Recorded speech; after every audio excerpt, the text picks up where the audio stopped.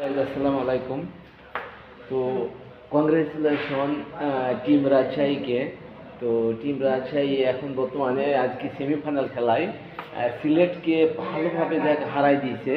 অনেক সুন্দর খেলা হয়েছে আজকে। তো আশা করি রাজশাহী ফাইনালে উঠেছে এবং চট্টগ্রাম ফাইনালে উঠেছে। খেলাটা খুব ভালো জমজমাট হবে, কারণ দুইটা টিম মার্শাল্লাহ অনেক পাওয়ারফুল দুটা টিমই।